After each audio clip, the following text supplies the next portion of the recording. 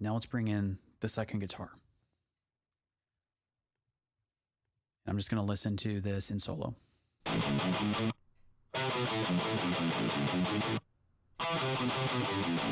That to me is like already really aggressive. It kind of makes my right ear hurt, actually. Not that it's insane, it just feels a little much. So again, I went straight for Space Designer and I threw a convolution emulation of a cabinet on this.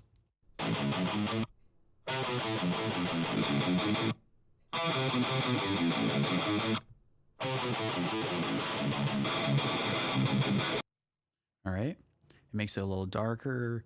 You hear more of like a mid-range body of the cabinet. Let's hear it in relationship to everything else.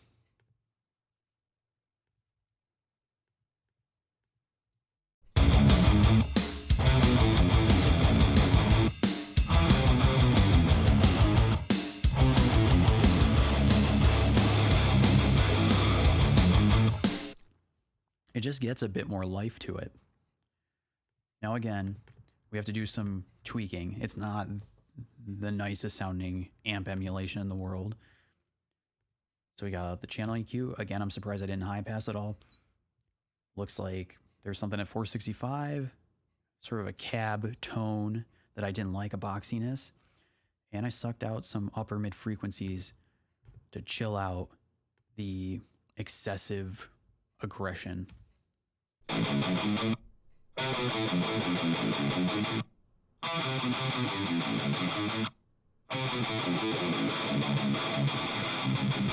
Okay. Then we'll introduce each one of these peaking filters.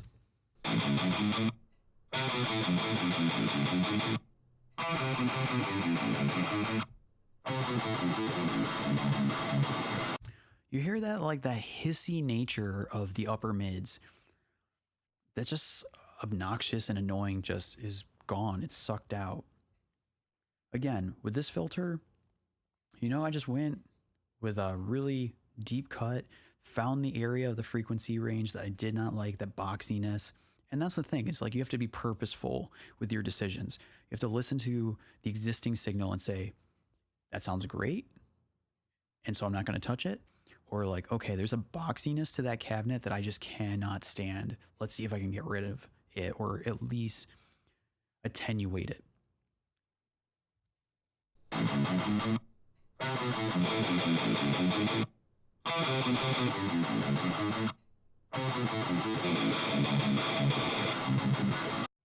So much better. All right. Now, again, let's listen to everything.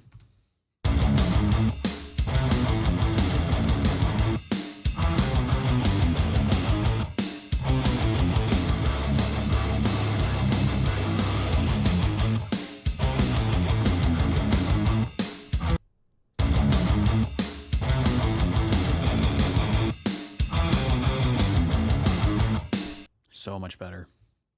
Okay.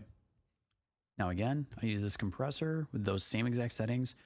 5 milliseconds for the release, 20 milliseconds for the attack, 4:1 ratio, and just like a dB or two of gain reduction to give it that same aggressive, bouncy feel.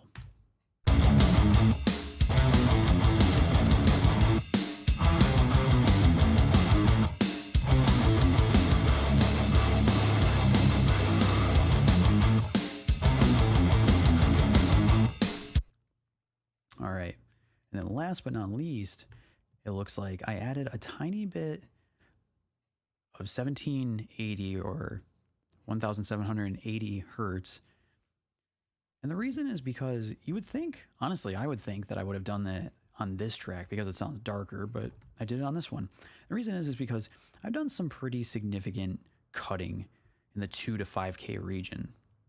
If you look at this, it kind of spans, it really peaks around 2K and goes down to 5K. When you do a lot of cuts like this, you're quickly dulling the sound of your track. And if you center a filter basically right over the top of this, you can kind of bring back that life while still maintaining these cuts for getting rid of the annoying frequencies.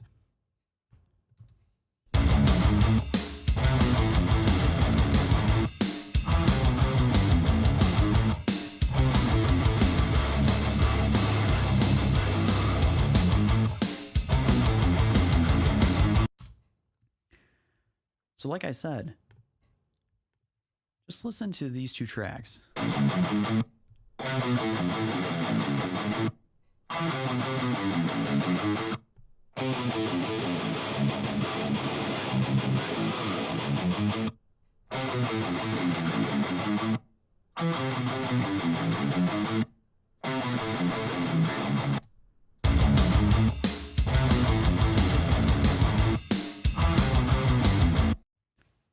The guitars just sound more 3D, you know? Because you're privy to the fact that this one is maybe darker than this one. Maybe you're noticing that now, but it just makes it more 3D.